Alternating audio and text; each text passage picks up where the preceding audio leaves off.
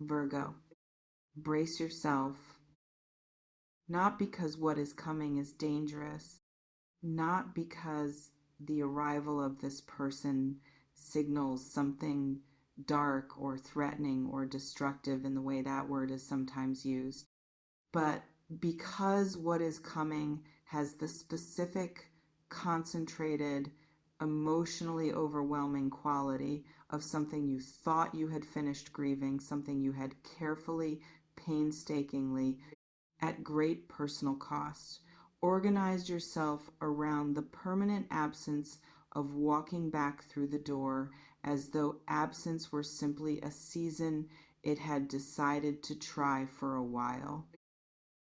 And the impact of that, the specific full body, completely unmanageable impact of someone returning whom you had finally begun to release, that is what is going to move through you like weather, not the gentle kind.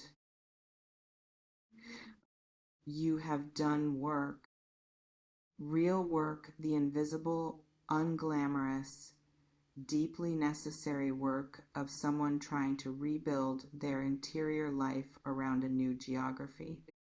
A geography that did not include this person. A map redrawn with careful hands, every road that led to them quietly closed, every landmark that carried their frequency slowly, painfully renamed. You have been building something in the space where they used to be. Something fragile still, perhaps still finding its foundations, still more tender than it looks from the outside, but real, genuinely real. A version of your life that was beginning to belong to you again. And now they are coming back. And everything you built in their absence is about to be tested in the specific way that only presence can test what absence constructed. That is what will undo you, not them, not the return itself, but the collision between the person you were becoming without them and the feeling that arrives the moment they re-enter your orbit. The collision between the healed version and the version that remembers, that still knows, that recognizes the frequency before the mind has time to prepare its defenses. Soft sigh. In the old symbolic traditions, there is an image for exactly this kind of return, the archetype of judgment, not judgment in the punishing sense.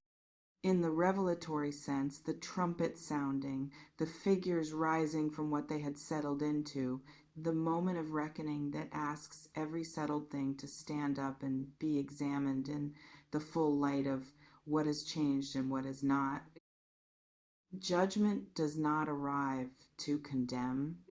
It arrives to clarify, to separate what was genuinely resolved from what was simply buried, to show with the unsparing honesty of a moment that cannot be managed or postponed exactly what remains in you, in them, in the space between you, that no amount of time and no amount of careful rebuilding has been able to entirely fill. This return is your judgment moment, the trumpet, the rising, the clarifying. Let me speak about why they are coming back. Because the why matters not as a justification, not as a reason to automatically open what you closed, but as context, as the fuller picture that allows you to respond to what is arriving from a place of genuine understanding rather than pure reaction. What I feel in the energy of their return is not impulsiveness, not the chaotic, poorly considered reaching of someone acting from a moment of loneliness or boredom or the temporary weakness of a difficult night. What I feel is something that has been building slowly against resistance, against what may have been their own genuine efforts to move forward and away, a gravity they could not fully escape. A pull that persisted past the point where they expected it to have faded. They tried. I feel that clearly the attempt sustained over the period of absence to do what people do when a relationship ends and they understand it should remain ended, to redirect, to reinvest, to find in other places and other people what they left behind with you. And the finding was insufficient. Not because the alternatives were objectively inferior, but because the specific thing they were looking for, the frequency that belongs exclusively to you, the quality of connection that your particular presence produces, was not available elsewhere, is not available elsewhere, has not been available elsewhere, regardless of how thoroughly they searched. That is what is driving the return. Not nostalgia. Nostalgia is soft and vague and fades with sufficient time and distance. This is more specific than nostalgia, more located. The precise, identified, impossible to substitute awareness of what you are, of the particular and irreplaceable way you exist in the world, pressing against the daily reality of your absence until the pressure exceeded whatever resolve was holding the return at bay. Now, here is where I need to speak to you directly, because the return of someone you loved, someone you may still love, in the complicated and unresolved way that real love tends to persist regardless of what we decide about it, is one of the most disorienting experiences available. It does not arrive cleanly. It does not arrive with the simple, uncomplicated joy that part of you may have imagined it would in the moments when you allowed yourself to imagine it at all. It arrives tangled, wrapped in the history of why they left or why you let them go, carrying the weight of everything the absence cost, arriving simultaneously as the thing you wanted and the thing you are no longer sure you should want because the wanting was so expensive the first time and the cost is still being paid in ways that are not always visible. You are going to feel everything at once. That is the specific quality of what is coming, not a single manageable emotion, but a simultaneous flood of several that do not cohere into anything simple. Relief and anger, joy and grief, the pull toward and the instinct to protect, the part of you that wants to close the distance immediately, and the part of you that spent months building that distance for very good reasons and is not yet ready to see it erased. All of those responses are legitimate. Every single one of them. And none of them are required to resolve into a single clean answer on the timeline of the return's arrival. You are not obligated to know in the first moments of their reappearance what you want to do with it. You are not required to respond from the most generous version of yourself before the most honest version has had the chance to be heard. Soft sigh. What will destroy you? And I want to speak to this word directly because it is the word, the energy of this reading insisted on is not the return itself.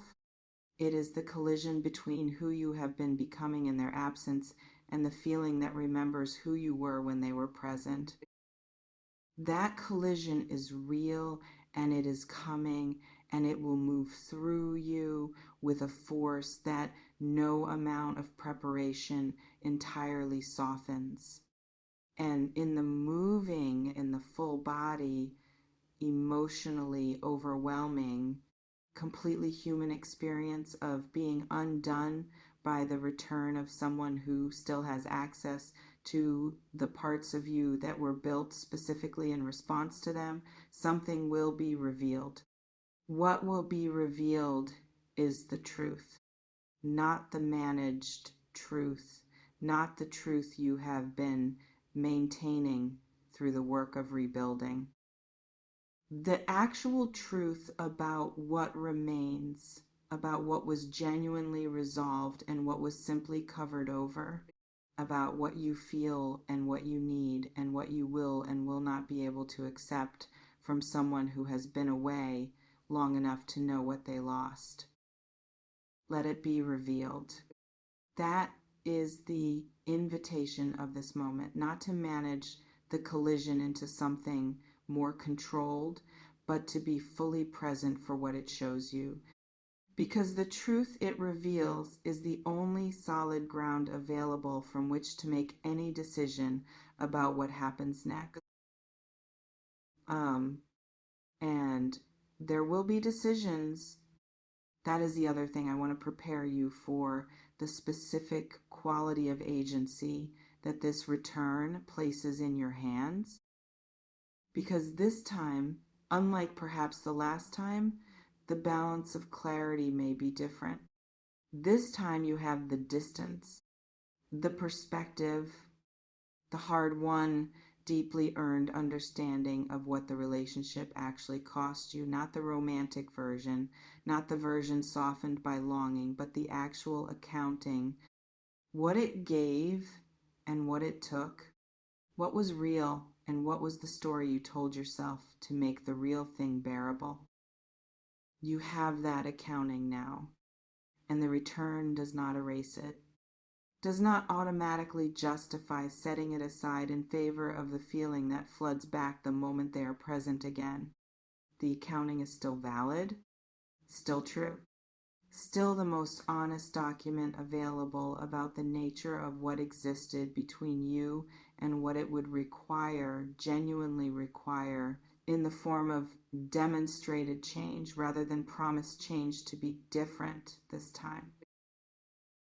Different this time. Those words carry everything, because the question that this return ultimately poses beneath the flood of feeling, beneath the collision, beneath the beautiful and devastating experience of someone you loved walking back into the geography of your life, is simply this. Is it different? Not are they sorry. Sorry is available without change and means very little without it. Not have they missed you. Missing someone is easy, the easiest thing, requiring nothing except the experience of absence. Is it different? Is the thing that made the first version of this what it was, the specific, located, honestly examined thing, no longer what it was? And if it is not, if what is returning is the same thing in new packaging, dressed in the vocabulary of growth without the structural evidence of it, then the destruction you feel at their return will be nothing compared to the destruction of going through the full cycle again without a different outcome. You know the difference between changed and performing changed, between growth and the articulate description of growth, between someone who is different and someone who has learned to say different things, the years between then and now, and everything you did with them, including the painful, unglamorous, absolutely necessary work of rebuilding yourself around their absence, have given you a quality of discernment that was not available the first time. Use it. Not as a weapon, not as the instrument of a predetermined verdict, but as the tool it was built to be the honest, clear, self-protective capacity to see what is actually in front of you rather than what you wish were there.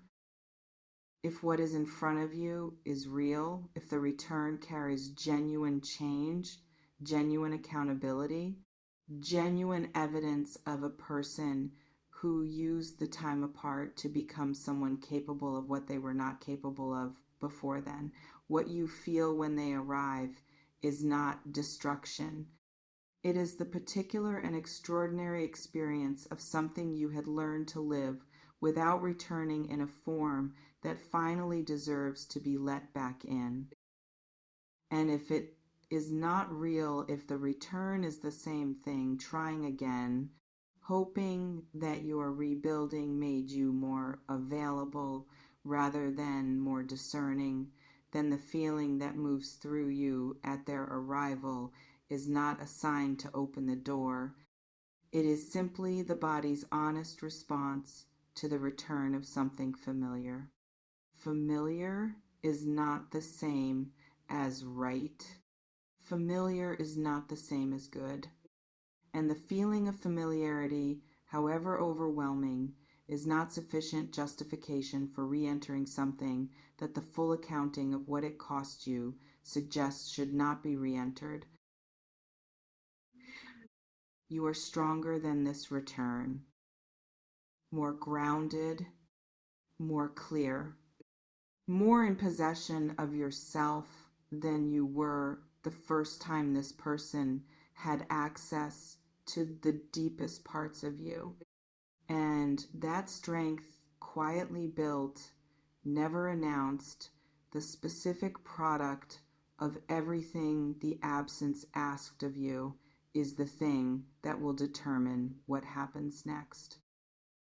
Not the feeling, not the flood, not the beautiful and devastating collision between who you were and who you have become. The strength that remains after the flood passes, the clarity that surfaces when the initial wave of their return recedes, and what is left is simply the truth. Stand in that truth, whatever it is, however complicated, however different from what you expected to find there. Stand in it completely without managing it for anyone's comfort, including your own.